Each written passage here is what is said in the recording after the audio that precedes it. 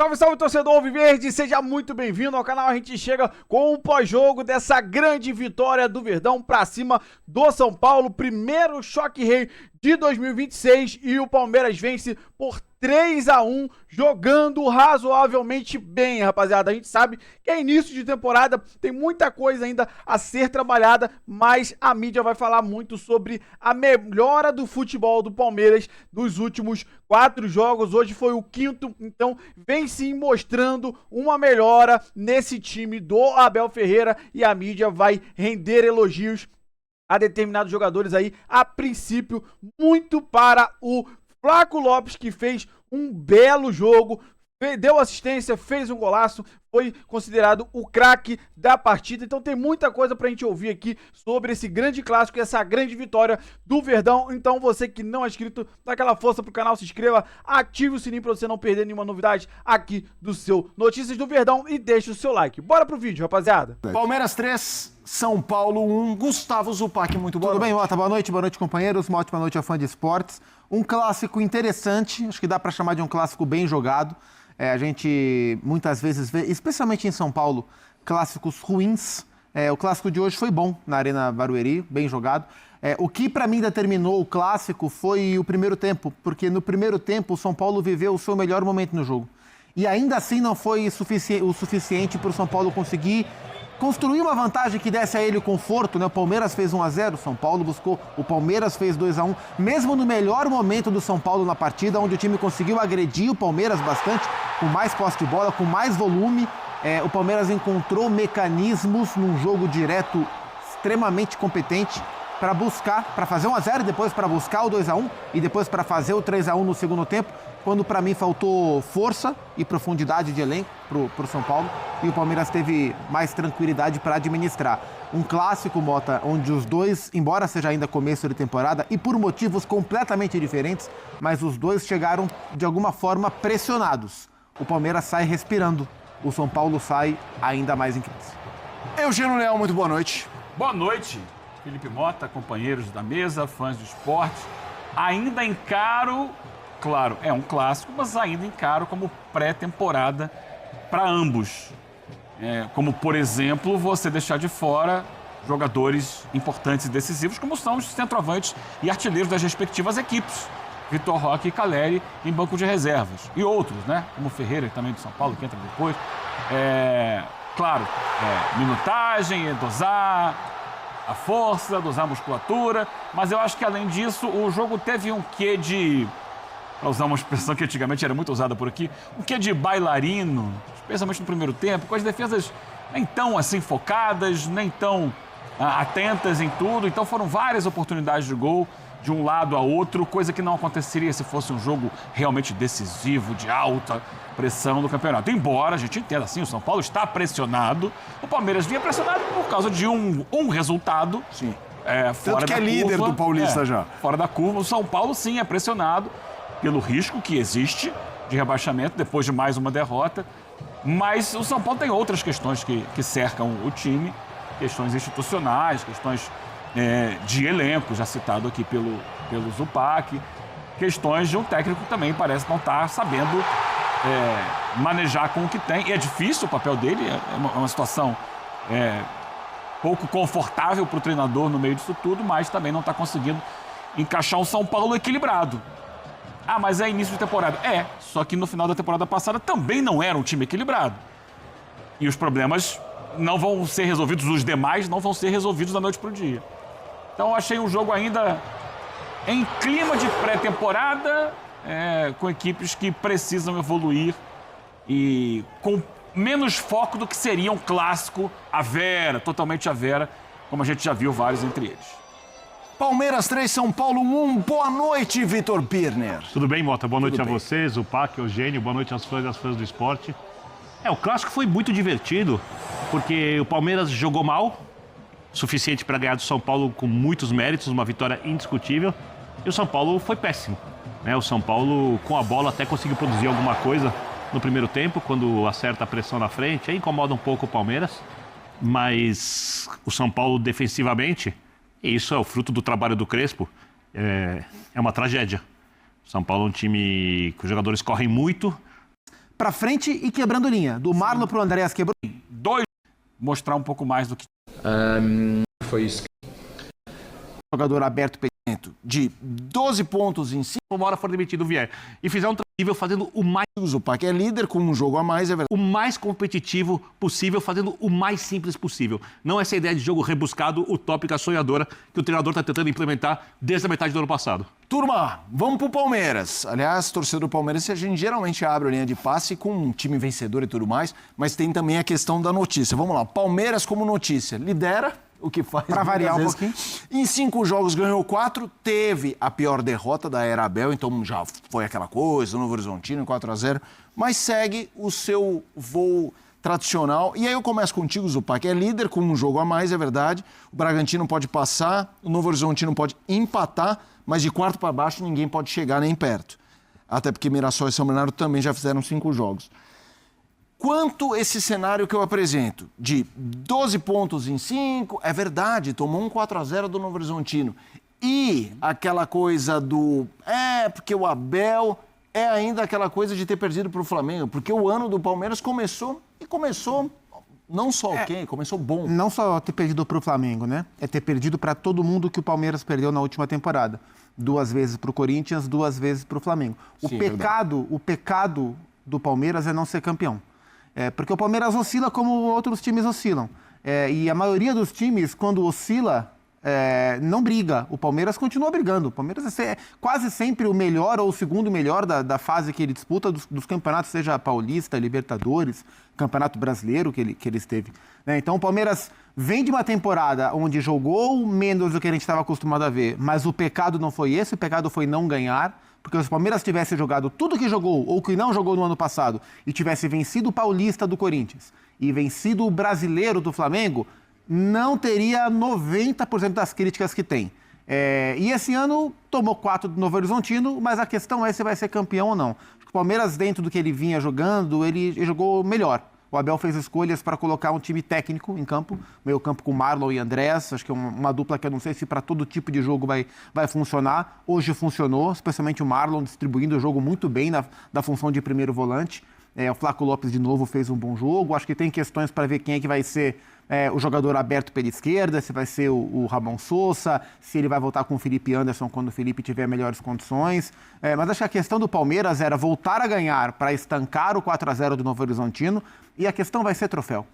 Eugênio, Birner, Zupac, agora é hora de falar do Palmeiras. Quero te ouvir sobre o jogo e sobre o que disse o técnico.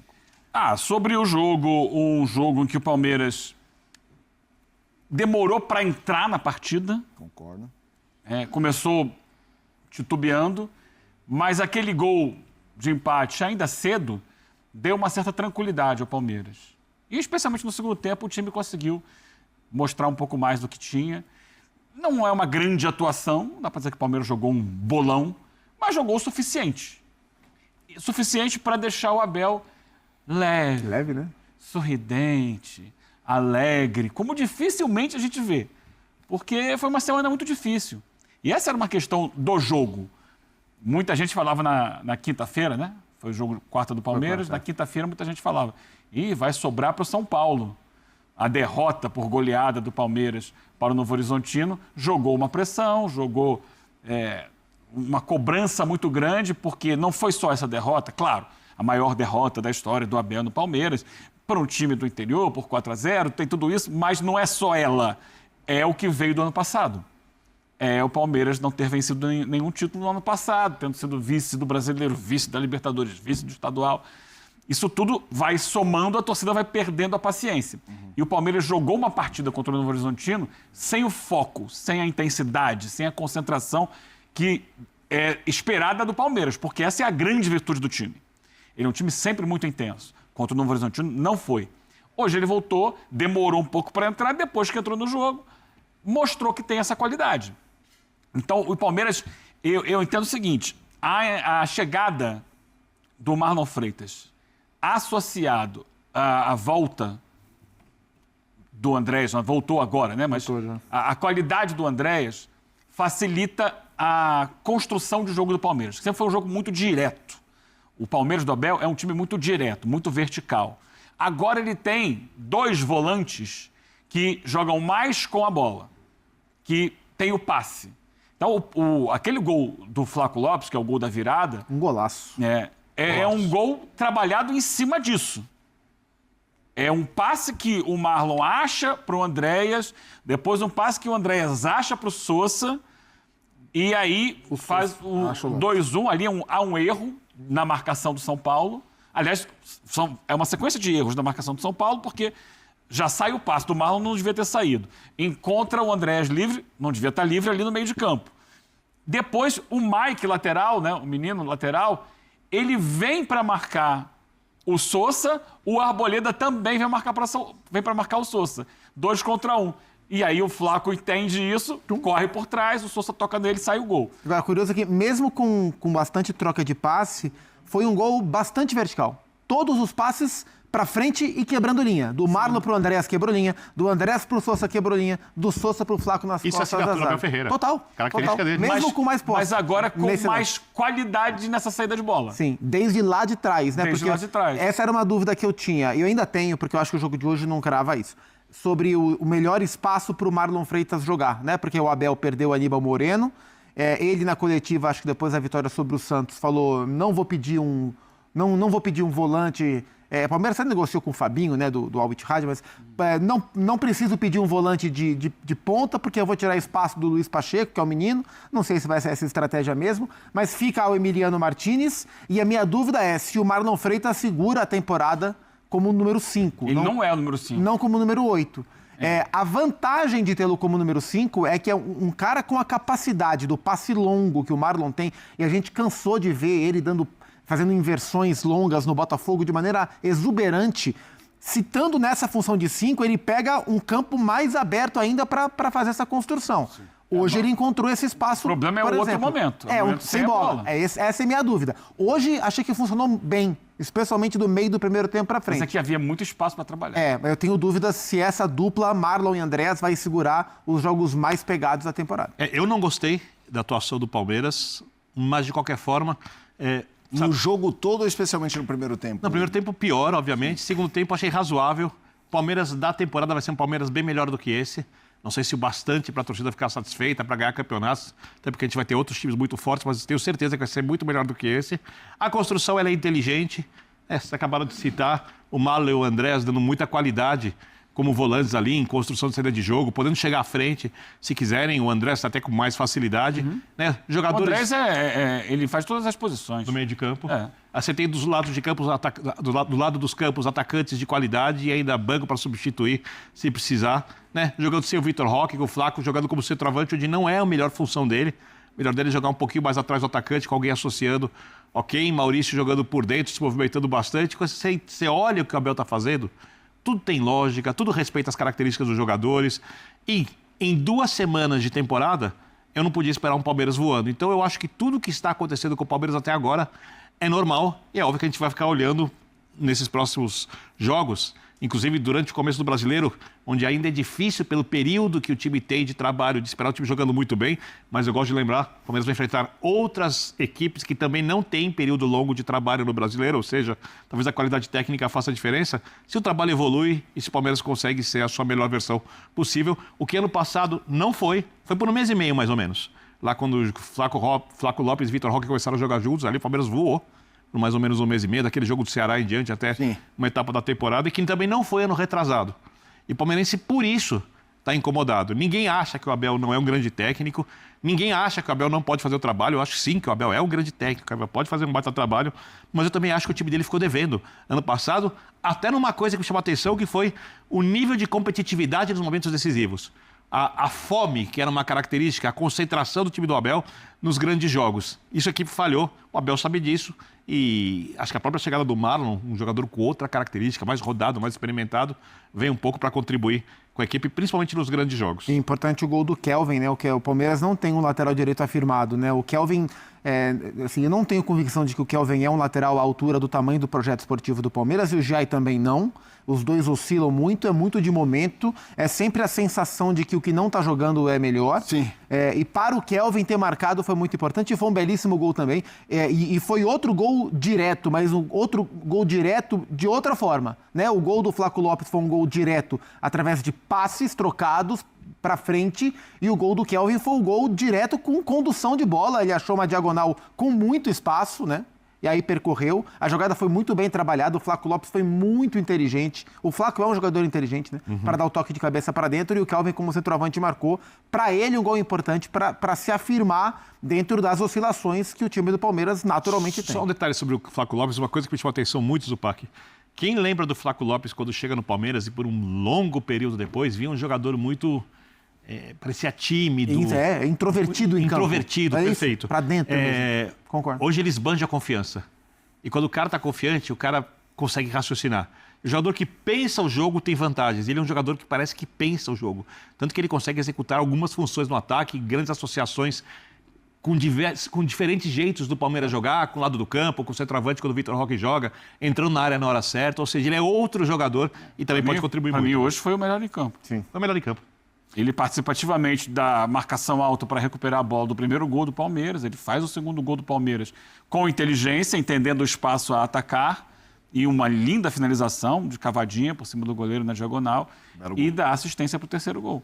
O que acho que polui um pouco o debate sobre o Palmeiras, especialmente perante os torcedores, é a bipolaridade entre as coisas vão bem e acabou o ciclo.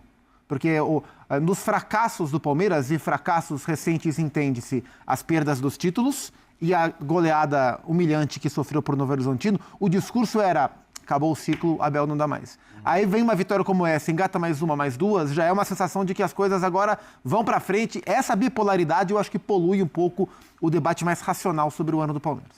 Bom, rapaziada, esse foi o corte que eu trouxe pra vocês, falando muito dessa grande vitória do Verdão. Sim, é uma grande vitória, é um clássico. É início de temporada. Foi até falado pelos comentaristas que eles colocam como uma pré-temporada ainda. Mas clássico é clássico e é importante vencer. E é claro que o Palmeiras venceu e teve uma boa postura dentro de campo. E o que mais questionamos no jogo contra o Novo Horizontino foi a postura do time. Sem vontade nenhuma. Então, hoje a gente viu um outro Palmeiras totalmente diferente. Deu aula de futebol hoje? Não vamos exagerar, né, rapaziada? Calma, jogou bem, venceu bem, mas não é isso tudo ainda. Até porque o São Paulo tá muito ruim. Então, assim, é uma grande vitória, tem que ter calma, não pode se iludir demais também. Essa aqui é a verdade, tá? Então, assim, o Palmeiras fez uma boa atuação.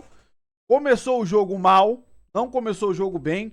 Depois, ali dos 30 minutos do primeiro tempo, deu a equilibrada, começou a jogar bem. Conseguiu, né, ir pro segundo tempo já com a vitória parcial de 2-1. E teve aquela transição ali, uma jogada excepcional que fez o terceiro gol. E aí não tem jeito, né, cara? Tem que dar destaque pro Flaco. Foi considerado o craque da partida. Jogou muita bola, deu uma assistência e fez um golaço, né, cara? Que golaço do Flaco, né, cara? Então, assim, a gente espera ver o Flaco do segundo semestre. Ali, logo do comecinho do segundo semestre, fez aquela dupla excepcional com o Vitor Roque. Parece que depois que ele foi pra seleção, ficou mais fominha, não sei, acabou não dando tão certo, não foi só o ataque também, se o elenco ali, o time não estava conseguindo se encaixar tão bem, mas a gente quer ver o Flaco Lopes jogando esse futebol que ele jogou hoje, daí para melhor. E pensou muito bem, finalizou excepcional, um golaço, uma cavadinha, sem condições para o Rafael, que eu acho que é um bom goleiro. Mas não tinha como pra ele, rapaziada. Não tinha como.